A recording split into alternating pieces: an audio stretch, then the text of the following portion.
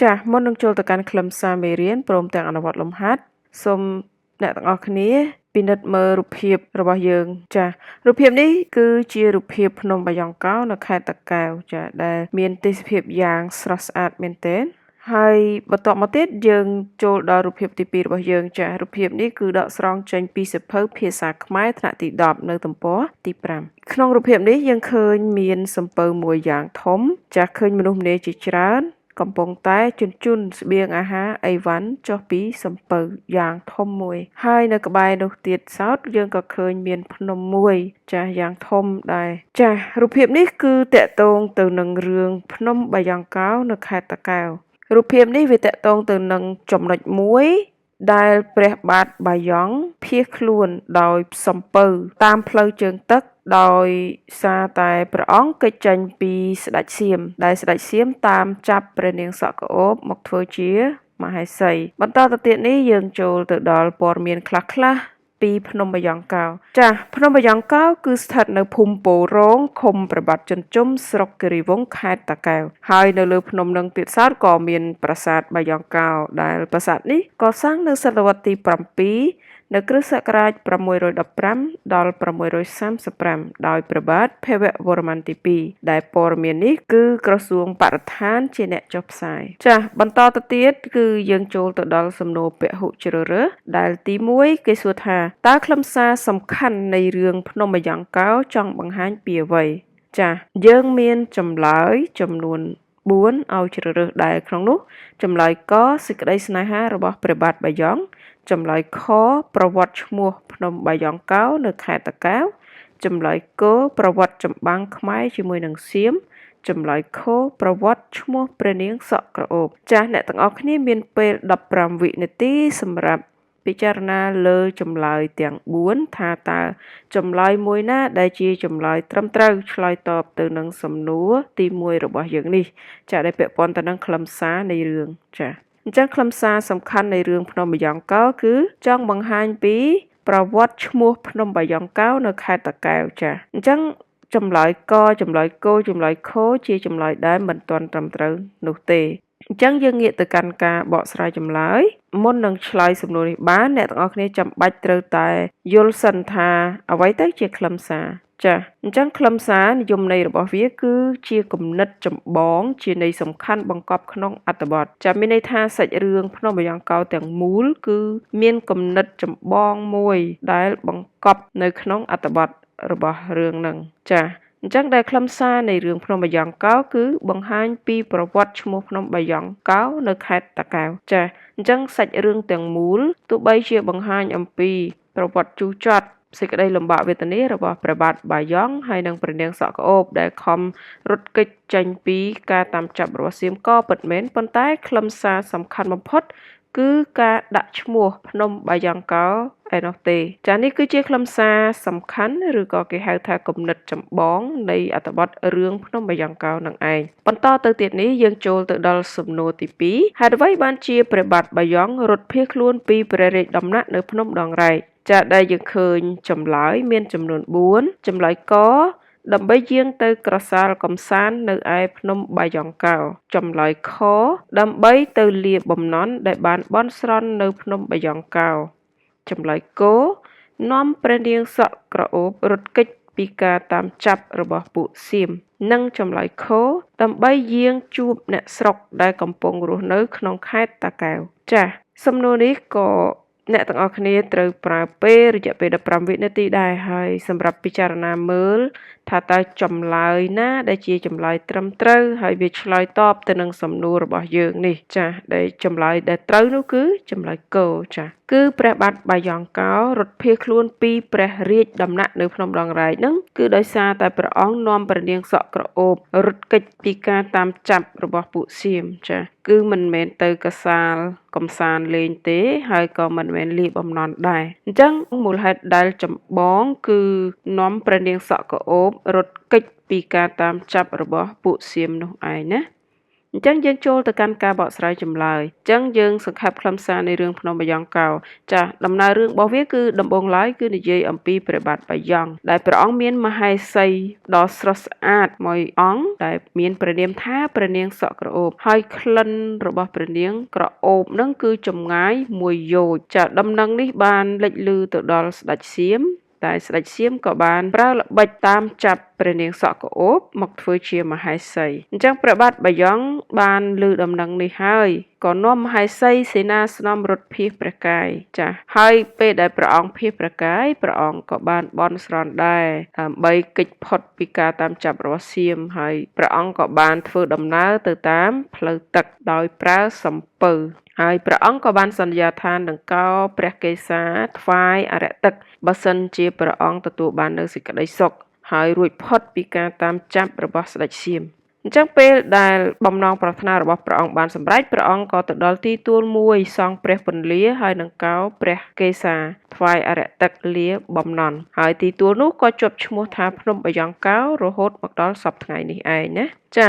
បន្តទៅទៀតនេះគឺយើងចូលដល់សំណួរទី3មុននឹងភៀសខ្លួនតើនរណាជាអ្នកបន់ស្រន់អរិយទឹកអរិយគោកនិងអ្នកតាព្រៃភ្នំថាសូមឲ្យសម្រេចសេចក្តីប្រាថ្នា3ប្រការគឺសូមឲ្យបានសេចក្តីសុខក្នុងដំណើរផ្លូវសាគរសូមកុំឲ្យពួកសៀមតាមទាន់និងសូមឲ្យប្រទះកន្លែងជាទីគប់ចិត្តចាក្នុងនោះយើងឃើញមានចម្លើយចំនួន3ដែលចម្លើយកព្រះបាទបាយ៉ង់ចម្លើយខព្រះនាងសក់ក្រអូបចម្លើយគោកងទ័ពរបស់ស្ដេចបាយ៉ង់ចាយោងទៅតាមអត្ថបទរបស់យើងអ្នកទាំងអស់គ្នាបានអានរួចអស់ហើយមែនទេនៅក្នុងសភៅពុម្ពរបស់យើងណាអញ្ចឹងប្រហែលជាអាចធ្វើលំហាត់នេះបានហើយធ្វើសំណួរនេះបានទេណាចាដែលចម្លើយហ្នឹងគឺចម្លើយកណាគឺព្រះបាទបាយ៉ង់ចាអ្នកដែលបន់ស្រន់អរិយទឹកអរិយគោកហ្នឹងណាគឺព្រះបាទបាយ៉ង់ឥឡូវយើងទៅមើលការបកស្រាយអញ្ចឹងបកស្រាយ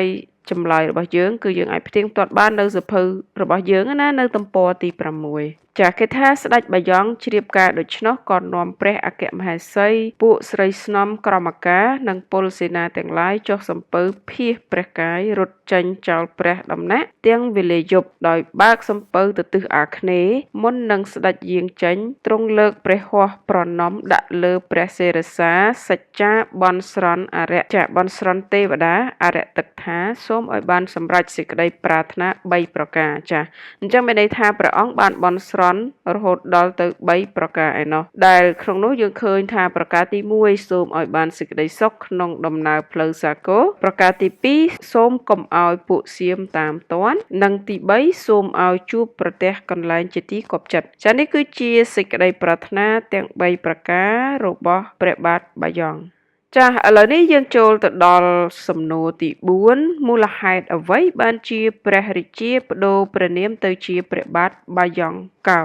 ចាហេតុអីបានជាព្រះអង្គបដូរព្រះនាមទៅជាព្រះបាទបាយ៉ង់កោដែលដំបូងហ្នឹងយើងដឹងហើយឈ្មោះដំបូងរបស់គាត់ណាគឺព្រះបាទបាយ៉ង់ចាដែលក្នុងនោះមានចម្លើយចំនួន4ឲ្យយើងជ្រើសរើសចម្លើយកដើម្បីកុំឲ្យស្ដេចសៀមចំណាំព្រះភ័ក្ត្របានចាម្យ៉ាងដែរណាកោសក់ទៅអ្នកខ្លះមានសក់ទៅ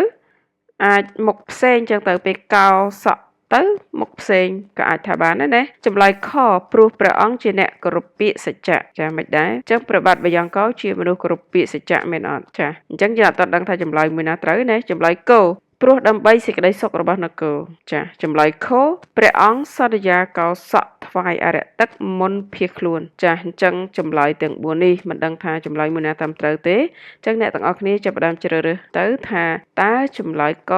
ខកខនឹងមួយណាដែលជាចម្លើយត្រឹមត្រូវចាឆ្លើយតបទៅនឹងសំណួររបស់យើងនេះណាអូខេអញ្ចឹងយើងឃើញចម្លើយខគឺជាចម្លើយត្រឹមត្រូវព្រះអង្គសន្យាកោសក់ថ្វាយអរិយទឹកមុនភៀសខ្លួនចាំមានន័យថាព្រះអង្គមុននឹងភៀសខ្លួនព្រះអង្គបានសន្យាអញ្ចឹងពេលដែលសន្យាហើយព្រះអង្គក៏កោសក់ថ្វាយអរិយទឹកទៅអញ្ចឹងពេលដែលកោសក់ហើយព្រះអង្គមិនអត់មានសក់មែនទេអញ្ចឹងហើយបានជាគេដាក់ថាព្រះបាទបាយ៉ង់កោចាកាលដែលទ្រង់មានសក់គឺមានព្រះនាមថាព្រះបាទបាយ៉ង់អញ្ចឹងដល់ពេលដែលទ្រង់អស់សក់ចាព្រះអង្គក៏ដូរព្រះនាមទៅជា ព្រះបាទបាយ៉ង់កោនឹងទៅណាចាឥឡូវនេះយើងងាកទៅមើលការបកស្រាយវិញគឺយើងទៅផ្ទៀងទាត់ជាមួយសភៅគោលរបស់យើងនៅទំព័រទី8អញ្ចឹងព្រះជាក៏ចាត់ពិធីដាក់ព្រះកេសាលាបំណន់ក្នុងវេលានោះឯងព្រោះស្ដេចបាយ៉ង់ទ្រង់បន់កោហើយទ្រង់កោព្រះកេសថ្វាយអរិយទឹកលាបំណន់ដូច្នេះបានជាជាប់ព្រះនាមថាស្ដេចបាយ៉ង់កោហើយនឹងដីទួលខ្ពស់ដែលទ្រង់ធ្វើ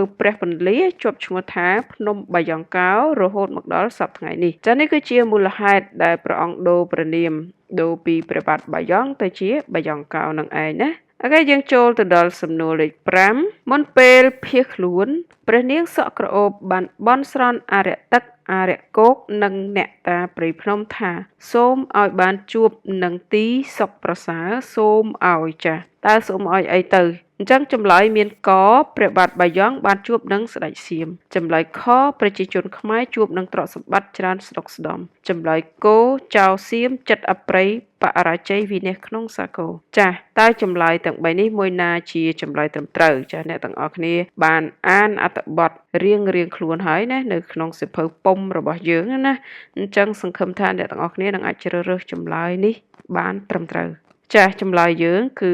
គោណាចៅសៀមចិត្តអប្រិយបរាជ័យវិនិច្ឆ័យក្នុងសាគរអញ្ចឹងយើងទៅផ្ទៀងផ្ទាត់មើលចានេះគឺជាបំណក់ស្រាយចម្លើយសភៅគោលទំព័រទី7យើងអាចទៅ check បានណានៅទំព័រទី7អញ្ចឹងគេលើកចំណុចនោះថាព្រះនាងទ្រង់អុជទៀននមស្ការបន់ស្រន់ដល់អរិយទឹកអរិយគោកអ្នកតាព្រៃភ្នំក្រំថ្មសពទីកន្លែងថាសូមឲ្យបានជួបនឹងទីសុខប្រសើរសូមឲ្យចៅសៀមចិត្តអប្រិយវិនិច្ឆ័យក្នុងសាគរចានេះគឺជាចម្លើយរបស់យើងហើយណាចាយើងចូលទៅកាន់សំណួរខុសត្រូវយើងវិញគេថាការបន់ស្រន់របស់ព្រះនាងសក់ក្រអូបមានប្រសិទ្ធភាពចាតើល្បះនេះត្រឹមត្រូវដែរឬទេគេថាការបន់ស្រន់របស់ព្រះនាងសក់ក្រអូបមានប្រសិទ្ធភាពចាតើមានប្រសិទ្ធភាពមែនអត់តាមរយៈសាច់រឿងដំណើររឿងនេះដែលព្រះនាងបន់ស្រន់ឲ្យវិនិច្ឆ័យចាត្រឹមត្រូវណាព្រះនាងបានបន់ស្រន់ឲ្យទ័ពសៀមវិនិច្ឆ័យក្នុងសាគរចាត្រឹមត្រូវអញ្ចឹងការបន់ស្រន់របស់ព្រះនាងសក់ក្រអូបមានប្រសិទ្ធភាពពិតមែនអញ្ចឹងយើងឆែកចាយើងចូលទៅ check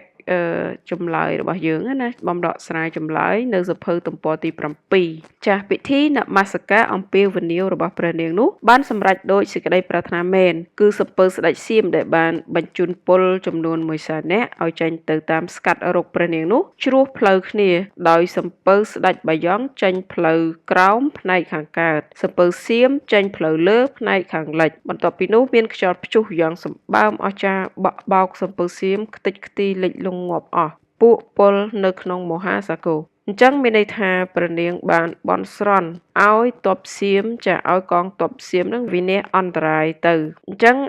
ការបន់ស្រន់ហ្នឹងគឺពិតជាទទួលបាននៅផលសម្រេចពិតប្រាកដមែនពិតជាមានប្រសិទ្ធភាពមែនគឺត្រូវខ្យល់ព្យុះបក់បោកសំពៅសៀមនឹងខ្ទេចខ្ទីងាប់អស់កងទ័ពនៅក្នុងទឹកបាត់អស់ទៅណាចានេះគឺជាចម្លើយឆ្លើយតបទៅនឹងសំណួររបស់យើងអញ្ចឹងយើងចូលទៅដល់សំណួរខុសត្រូវមួយទៀតចារឿងភ្នំបាយ៉ង់កោជាប្រភេទរឿងបុរាណចាត្រឹមត្រូវដែរឬទេរឿងភ្នំបាយ៉ង់កោជារឿងប្រភេទបុរាណចាអ្នកទាំងអស់គ្នាគិតមើលតើល្បះនេះត្រូវដែរឬទេចារឿងភ្នំបាយ៉ង់កោបុរាណឬក៏មិនមែនចាគឺមិនត្រឹមត្រូវទេចាមូលហេតុអីបានជាគេថារឿងភ្នំបាយ៉ង់កោមិនមែនជារឿងប្រភេទបុរាណអញ្ចឹងយើងចូលទៅមើលការបកស្រាយទាំងអស់គ្នាណា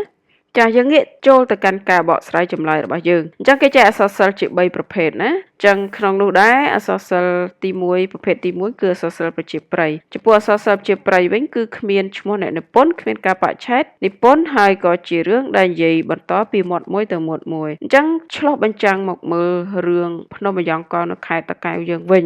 តើមានឈ្មោះអ្នកនិពន្ធទេតើមានការបច្ឆេទនិពន្ធទេចាអត់ទេមែនទេហើយវាក៏ជារឿងដែលនិយាយបន្តគ្នាពីមាត់មួយទៅមាត់មួយដែរអញ្ចឹងមានន័យថារឿងភ្នំបាយ៉ង់កោគឺជារឿងដែលស្ថិតនៅក្នុងប្រភេទអក្សរសិល្ប៍ប្រជាប្រិយនឹងហើយណាហើយចំពោះប្រភេទពីរទៀតគឺមានអក្សរសិល្ប៍បុរាណនិងអក្សរសិល្ប៍ទំនើបហើយអក្សរសិល្ប៍បុរាណមានទំនោរទៅរកសាសនា ចាមានពុទ្ធសាសនាហើយនិងព្រហ្មញ្ញសាសនាចំណែកអក្សរសិល្ប៍ទំនើបគឺតកតងទៅនឹងសង្គមទំនើបចានៅប្រទេសកម្ពុជាយើងគឺការសិក្សាអក្សរសិល្ប៍ទំនើបគឺក្រោយដែលបារាំងចូលស្រុកខ្មែរហើយស្នាដៃដែលមានលក្ខណៈទំនើបពេញលេញបានប្រសូតចេញនៅពាក់កណ្ដាលសតវត្សទី20ចាមានន័យថាអក្សរសិល្ប៍ទំនើបហ្នឹងគឺចាទៅតែមានទេណាគឺនៅពេលដែលបារាំងចូលស្រុកខ្មែរហ្នឹងទេចាឥឡូវនេះយើងចូលទៅដល់សំណួរផ្គូផ្គងវិញចាដែលក្នុងនោះមានពាក្យឧបាយកលយើងត្រូវផ្គូផ្គងពីលេខរៀងទី1ដល់ទី6នេះទៅកាន់ចម្លើយរបស់យើងដែលចម្លើយរបស់យើងនៅកន្លងទី2គឺកខកខងចនឹងឯងណាអញ្ចឹងវាមានសំណួរចំនួន6ហើយមានចម្លើយចំនួន6ដូចគ្នាចាស់តោះអ្នកទាំងអស់គ្នាចាប់ផ្ដើមពិចារណាមើលថាតើលេខ1 2 3 4 5 6នេះតើត្រូវផ្គូផ្គងទៅកាន់ចម្លើយមួយណាដែលនៅខាងស្ដាំដៃនេះណាចានៅកន្លងទី3ហ្នឹងគឺជាកន្លែងសម្រាប់ផ្គូផ្គងចាឥឡូវនេះគឺពេលវេលាបានមកដល់ហើយគឺ15វិនាទីកន្លងផុតទៅសង្ឃឹមថាអ្នកទាំងអស់គ្នានឹងអាចរកចម្លើយចាដែលត្រឹមត្រូវបានណាអញ្ចឹងទី1ពាក្យឧបាយកលមានន័យថាម៉េចចាពាក្យទី1ឧបាយកលមានន័យថាល្បិចយ៉ាងល្អិតចាគឺយើងត្រូវគូទៅកាន់ខណាចម្លើយខចាពាក្យចាព្រះសិរសាមានន័យថាម៉េចទៅចាព្រះសិរសាគឺមានន័យថាក្បាលណាអញ្ចឹងក្បាលចំណុច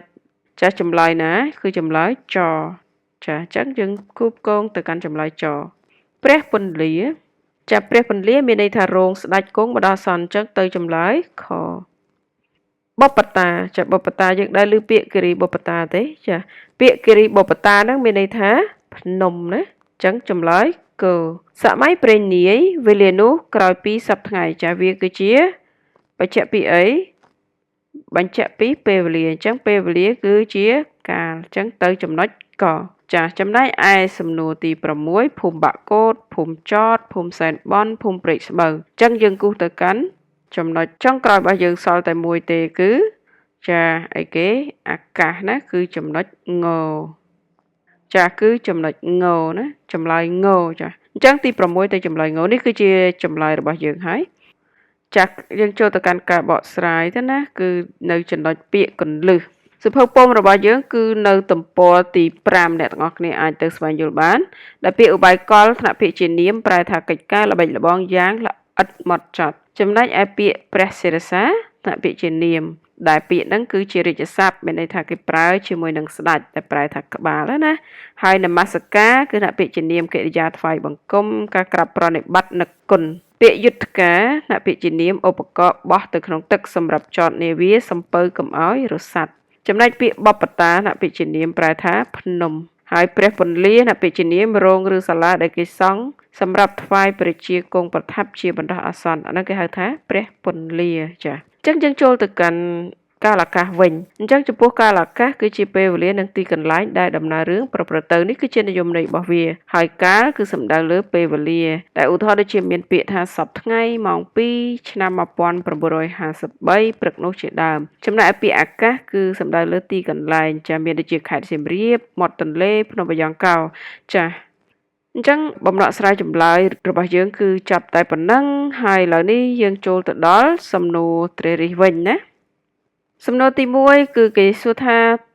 តាមរយៈឈ្មោះភូមិស្រុកទីកន្លែងពិតប្រាកដក្នុងដំណើររឿងនេះតើអ្នកមានយោបល់យ៉ាងណាចំពោះប្រវត្តិទឹកដីខ្មែរយើងចាអញ្ចឹងអ្នកទាំងអស់គ្នាមានយោបល់មិនដែរចាចំណែកគ្រូមានយោបល់បែបនេះណាចឹងនេះគឺជាសំណួរបើកអ្នកទាំងអស់គ្នាយល់បែបណាគឺឆ្លើយបែបនេះចុះអញ្ចឹងចំពោះគ្រូវិញយល់ថាប្រវត្តិទឹកដីខ្មែរយើងសម្បូររឿងរ៉ាវជាច្រើនហើយឈ្មោះភូមិឃុំស្រុកនីមួយៗក្នុងប្រទេសយើងភាគច្រើនសុទ្ធតែតាក់ទងនឹងប្រវត្តិរឿងព្រេងទាំងនោះនេះគឺជាចម្លើយការយល់ឃើញរៀងៗខ្លួនអញ្ចឹងអ្នកទាំងអស់គ្នាយល់ថាបែបណាក៏មានយោបល់បែបនោះទៅណាអូខេយើងចូលទៅដល់សង្ខេបខ្លឹមសារមេរៀនរបស់យើងវិញចាខ្លឹមសារនៃរឿងភ្នំបាយ៉ង់កោគឺបង្ហាញពីប្រវត្តិឈ្មោះភ្នំបាយ៉ង់កោនៅខេត្តតាកែវចំណែកឯតួអង្គសំខាន់មានដូចជាព្រះបាទបាយ៉ង់ព្រះនាងសក់ក្រអូបហើយនិងស្ដេចសៀមហើយទីកន្លែងនៃរឿងនេះគឺប្រព្រឹត្តទៅនៅនគរខ្មែរភ្នំដងរែកស្រុកត្រាំកក់ជាដើមហើយដំណើររឿងគឺនិយាយពីព្រះបាទបាយ៉ង់ដែលមានមហេសីព្រះនាងសក់ក្រអូបហើយស្ដេចសៀមចង់បានព្រះនាងធ្វើជាមហេសីបន្ទាប់មកក៏ប្រើល្បិចតាមចាប់នៅពេលដែលព្រះបាទបាយ៉ង់ដឹងដំណឹងនេះក៏នាំមហេសីសេនាស្នំរត់ភៀសព្រះកាយ